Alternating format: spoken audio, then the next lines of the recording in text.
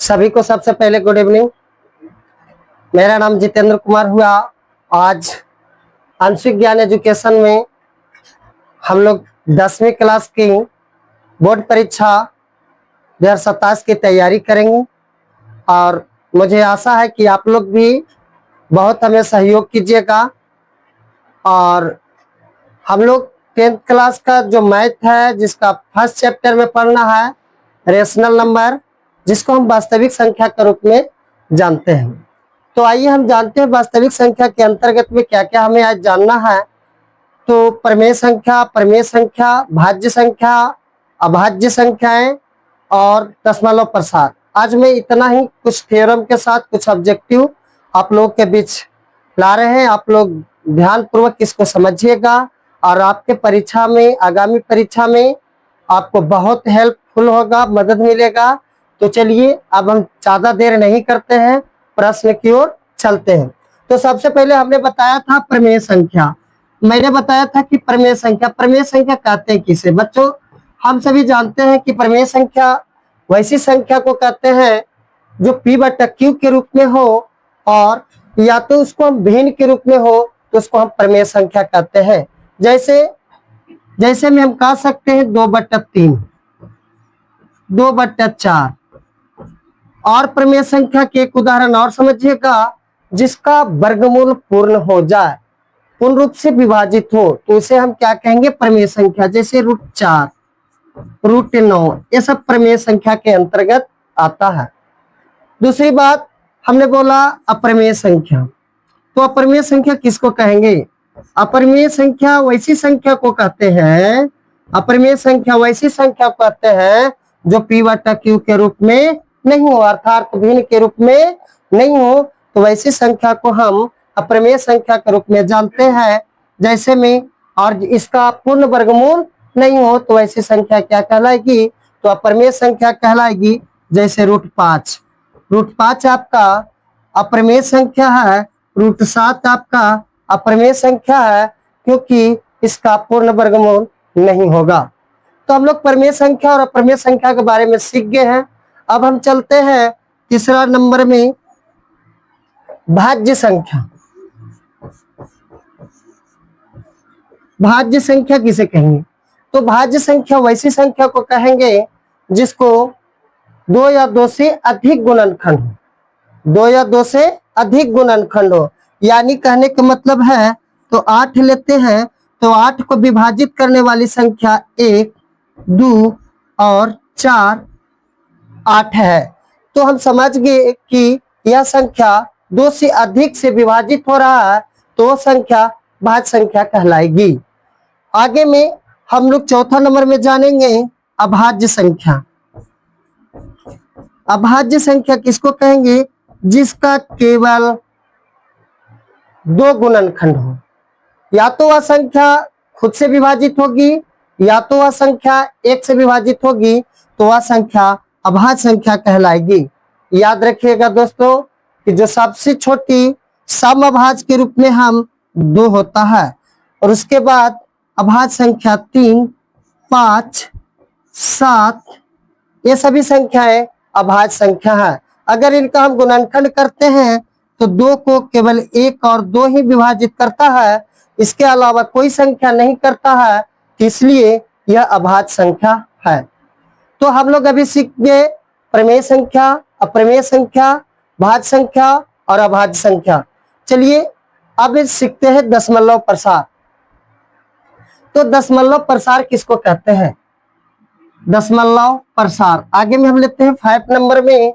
दशमलव प्रसार क्या होता है? दशमलव प्रसार, दशमलव प्रसार, दशमलव प्रसार को हम 2 तरीके से बना सकते हैं। यदि कोई भी संख्या भिन्न में है, मान लिए कि 2/16 है, 2/16 है, तो यदि इसको हम दशमलव प्रसार में लेते हैं तो 2 को ऐसा ही रख दीजिए और 16 को अभाज्य गुणनखंड निकाल लीजिए। 8 दूनी के 16, यानी कहने का मतलब 2/2 पे पावर 4 और 5 पे पावर 0 लिख सकते हैं। तो यदि जिसके आधार में 2 और 5 आए तो वह संख्या शांत होगा, और जिसके आधार में 2 और 5 के अलावा कोई भी आ जाता है तो वह संख्या अशांत कहलाएगी। तो चलिए अब हम क्वेश्चन की ओर चलते हैं। फर्स्ट नंबर क्वेश्चन में दिया हुआ है कि दो अभाज्य संख्याओं का एचसीएफ ज्ञात करें।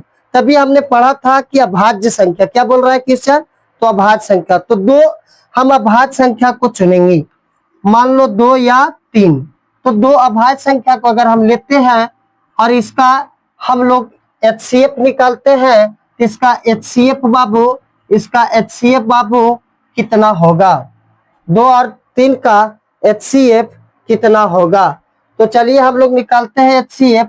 2 का शुरू करते हैं, 1 गुना 2 और 3 का लेते हैं तो 1 गुना 3, यानी इसमें केवल एक ही होगा जो क्या होगा, आपका मासा होगा। एचसीएफ इसका कितना होगा, 1 होगा, जो ऑप्शन नंबर 2 में दिया हुआ है। तो आशा है कि ये क्वेश्चन आप लोग समझ गए होंगे। दो संख्या लेंगे, अभाज्य संख्या को लेंगे, जो भी अभाज्य संख्या, आप इसको भाग विधि से बना सकते हैं। जैसे 2 और 3 लिए, इसको भाग विधि से सॉल्यूशन करें, मासा निकालें तो आसानी से आप निकाल लीजिएगा। इसका आंसर कितना आया, 1। हमें रहेगा आसान, बच्चों को ये अच्छा लगता है, पसंद लगता है, इसलिए इसी तरह से बना लें और ऑब्जेक्टिव क्लियर हो जाएगा। अब चलते हैं दूसरे क्वेश्चन पर। चलिए अब हम लोग देखेंगे 2 नंबर क्वेश्चन। 2 नंबर क्वेश्चन में क्या दिया हुआ है कि 15 और 25 का एचसीएफ क्या होगा। तो 15 और 25 का एचसीएफ निकालें तो आप दोनों विधि से निकालिएगा। आप 10th में पढ़ रहे हैं तो ऐसे निकाले तो ज्यादा बेटर होगा। 15 को भाज्य गुणन का निकालेंगे तो 15 किससे किससे विभाजित होगा, 1 से, 3 से और 5 से। उसी प्रकार 25 को निकालना शुरू करें तो 1 से, 5 से और 5 से। ये निकालने के लिए क्या बोला कि आप इसको एचसीएफ निकाले। एचसीएफ का हम लोग अभी तुरंत सीखे थे कि जो दोनों में मिला जाए, यानी 1 और 5, यानी 1 गुना 5, यानी आपका एचसीएफ 5 होगा। आप ऑप्शन में देख रहे होंगे कि सी नंबर में 5 है, इसलिए इसका एचसीएफ 5 होगा। तो चले देर न करते हैं, नेक्स्ट क्वेश्चन पर जाते हैं। नेक्स्ट क्वेश्चन में दिया हुआ है एलसीएम। नेक्स्ट क्वेश्चन में क्या दिया हुआ है, एलसीएम। तो चलिए हम एक ही बार एचसीएफ और एलसीएम सीखेंगे, बार बार परेशानी नहीं। जैसे 24 है और दूसरा नंबर 36 है, तो सबसे पहले हम 24 का गुणनखंड निकालते हैं। तो 24 1 गुनी 2, 2 दूनी 4, 4 दूनी के 8, 8 तिया 24। उसी प्रकार 36 का निकालेंगे तो 1 दूनी 2, 2 दूनी 4, 4 तिया 12, 12 तिया 36। अब इसी क्वेश्चन से हम एचसीएफ और एलसीएम दोनों निकाल सकते हैं। तो चलिए सबसे पहले आपका जो प्रश्न दिया हुआ है एलसीएम, हम लोग क्या निकालेंगे, एलसीएम। एलसीएम कैसे निकलेगा, तो अभी तुरंत हमने बताया कि एलसीएम में जो भी संख्या मिल जाता है, जो भी संख्या मिल जाता है दोनों में, उसको लिख करके गुना कर लेंगे।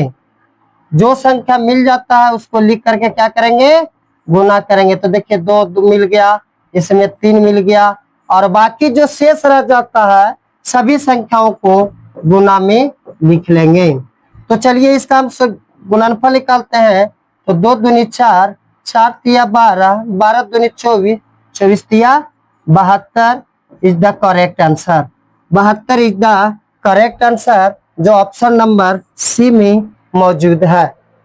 आगे चलते हैं। अगर अभी हमने आपको बताया किसी से हम एचसीएफ भी निकालेंगे, तो एचसीएफ कैसे निकालेंगे, आप कुछ नहीं, जो संख्या दोनों में मिल रहा है, इसमें देखिए 2 मिला, इसमें भी देखिए 2 मिला, इसमें भी देखिए 3 मिला, बस इसी संख्याओं को गुना कर दीजिए, आपका एचसीएफ आ जाएगा। यानी एचसीएफ होगा जो 12 होगा। तो मुझे आशा है कि आप लोग एलसीएम और एचसीएफ सीख गए होंगे। अब हम आगे क्वेश्चन पे जाते हैं। नेक्स्ट क्वेश्चन आपका क्या है, देखिए आगे दिया है यूक्लिड विभाजन प्रमेय। यूक्लिड विभाजन प्रमेय का सूत्र क्या होता है, आप लोग याद रखिएगा कि a बराबर बी क्यू प्लस आर, ए बराबर बी क्यू प्लस आर। इसको एक के मतलब हम समझते हैं भाज्य, बी बराबर भाजक, बी क्यू, क्यू बराबर भागफल, प्लस आर के मतलब रिमाइंडर यानी शेष। तो इसका आंसर आप लोग को समझ में आ रहा होगा कि यूक्लिड विभाजन प्रमेय का सूत्र होता है ए बराबर बी क्यू प्लस आर। अब चलते हैं नेक्स्ट क्वेश्चन की ओर। नेक्स्ट प्रश्न मेरा क्या है, आप लोग देखिएगा। यदि 17 को 5 से भाग देने पर शेषफल कितना होगा। ये सब आसान क्वेश्चन है, मुझे आशा है कि आप लोग बना लीजिएगा। ये सब में ज्यादा हम समय न देंगे, आप लोग देख लीजिए, सॉल्यूशन आप लोग अपने स्वयं कर लीजिए। 5 या 15 यानी 2, इसका शेषफल कितना होगा, तो 2 होगा। क्वेश्चन नंबर 20 सही। चलते हैं नेक्स्ट क्वेश्चन की ओर।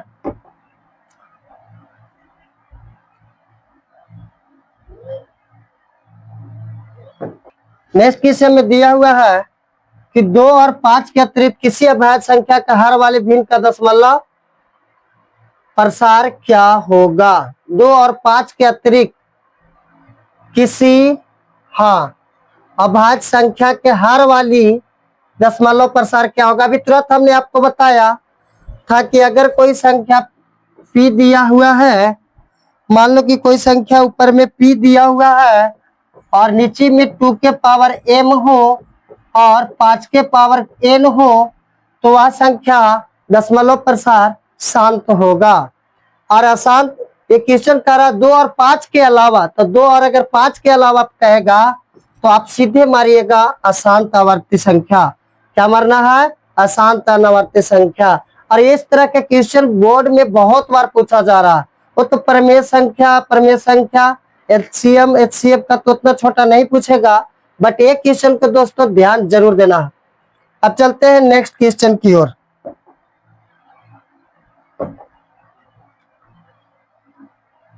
नेक्स्ट क्वेश्चन में दिया हुआ है कि √2 है, प्रमेय संख्या है, अप्रमेय संख्या है, पूर्ण संख्या है, प्राकृतिक संख्या।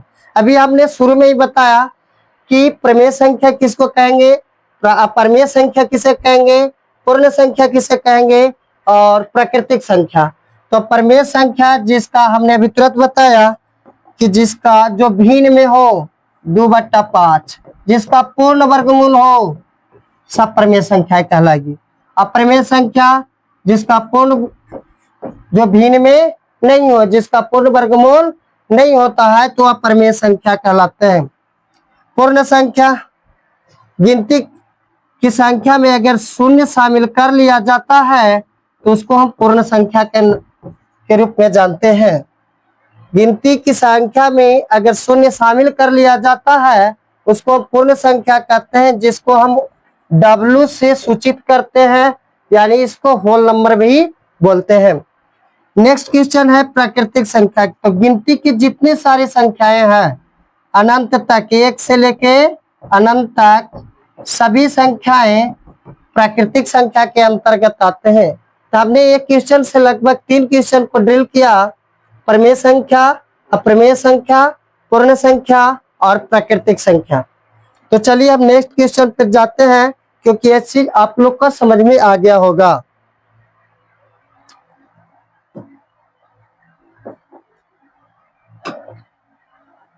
नेक्स्ट क्वेश्चन है कि चलिए नेक्स्ट क्वेश्चन देखते हैं।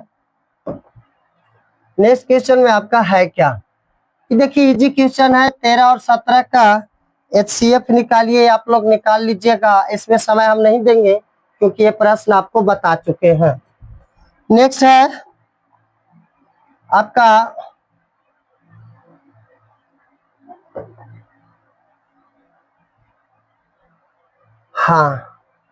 इसमें दिया हुआ है कि 36 के अभाज्य गुणनखंडों की संख्या ज्ञात करें। जब भी आपको प्रश्न पूछा जाए कि अभाज्य गुणनखंड की संख्या कितनी है। तो हम अभाज्य गुणनखंडों की संख्या पूछा गया, प्रश्न में क्या पूछा गया है, अभाज्य गुणनखंडों की संख्या।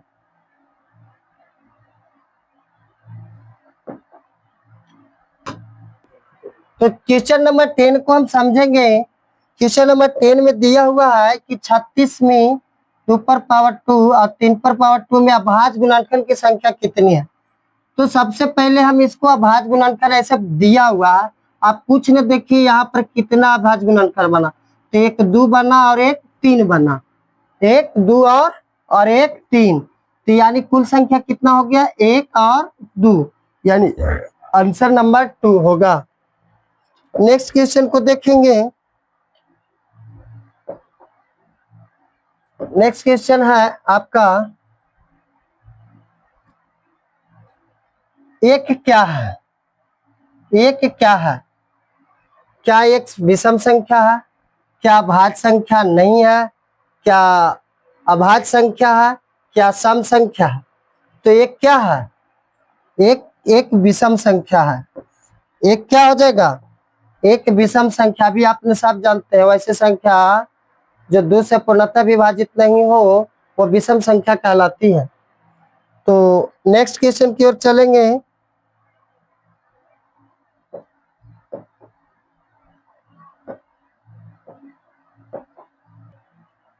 जीरो क्या है, अभी तुरंत हम बताए थे जब हम प्रमेय संख्या अप्रमेय संख्या की तुलना कर रहे थे, तो हमने बताया था कि जीरो एक क्या है, तो एक प्रमेय संख्या है। और ये बहुत बार पूछा भी है मैट्रिक में। तो जीरो क्या है, एक प्रमेय संख्या है। इसको आप वीवीआई में लिख सकते हैं। तो नेक्स्ट क्वेश्चन, 64 का भाज्य गुणनखंड ज्ञात कीजिए। आप लोग सभी निकाल लीजिएगा 64 का भाज्य गुणनखंड। 64 का भाज्य गुणनखंड कैसे निकालेंगे, 64 को अभाज्य गुणनखंड 32 दूनी 64, 2 से 16 दूनी 32, 2 से 8 दूनी 16, 4 दूनी 8, 2 दूनी 4, 2 एकम 2। यानी कहने का मतलब इसको काउंटिंग कर लेंगे, 1 2 3 4 5 6, यानी 2 पर power 6 is the correct answer. यानी ए नंबर ऑप्शन आपका सही हो जाएगा। नेक्स्ट क्वेश्चन देखेंगे। नेक्स्ट क्वेश्चन क्या है कि 3/11 का दशमलव प्रसार ज्ञात कीजिए। 3/11 का दशमलव प्रसार ज्ञात करें। तभी हम उस नियम का फिर फॉलो करेंगे कि 3/11 का दशमलव प्रसार, 3/11 का दशमलव प्रसार। अगर इसका भाज्य गुणनखंड करते हैं तो हर में यानी पी बट्टा हमने बताया था कि 2 पर पावर m गुना 5 पर पावर n। इस नियम को पालन नहीं कर पा रहा है, इसलिए यह आसान आवर्ती संख्या होगी। नेक्स्ट क्वेश्चन होगा HCF LCM बराबर संख्याओं का गुणनफल। HCF और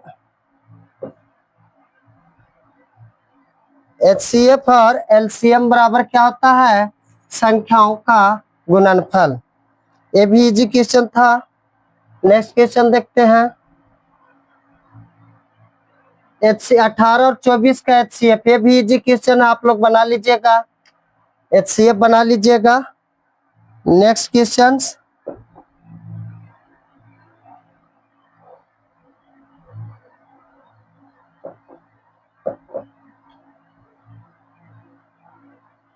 एक बट्टा 3 का दशमलव प्रसार क्या होगा, तो आप आंख मूंद के मारिए। आप इसको आंख मूंद के 1/3 का दशमलव प्रसार कहेगा तो इसका आंसर होगा अशांत आवर्ती। क्या होगा, अशांत आवर्ती। नेक्स्ट क्वेश्चन,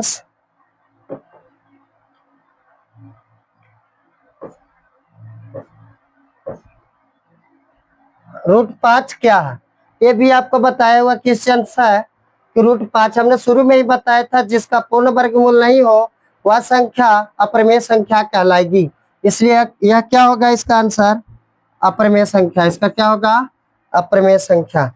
नेक्स्ट क्वेश्चन देखेंगे, अंतिम क्वेश्चन। अंतिम क्वेश्चन में है आपका दिया हुआ 2 3 5 7 है। 2 3 5 7 है। आप लोग सभी देख रहे होंगे कि 2 जो है सम संख्या है। 2 क्या है?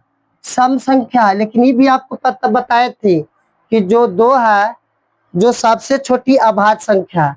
यानी जितनी भी संख्याएं हमको दिख रहा है 2 3 5 और 7 ये सभी क्या है? अभाज्य संख्या है। और मैं इन्हीं सब बातों के साथ आज का सेशन समाप्त करता हूँ। गुड। तो मैं आज का सेशन समाप्त करता हूँ, बस इतना ही। मुझे आशा है आप लोग बहुत बेसब्री से समय दिए, और आप अगर समय दिए हैं तो आपको सफलता अवश्य मिलेगी। धैर्य बनाकर देखिए। और मेरा एक ही बात है कि इस चैनल को ज़्यादा से ज़्यादा सब्सक्राइब कीजिए और ज़्यादा से ज़्यादा शेयर कीजिए, अपने दोस्तों के पास बताइए। जहाँ भी किसी छात्र का अगर किसी प्रकार का कंफ्यूजन हो रहा है तो आप कमेंट कीजिए, मैसेज कीजिए। हम उसको पुनः कोशिश करेंगे कि आपका सॉल्यूशन ससमय हो जाए। Thank you.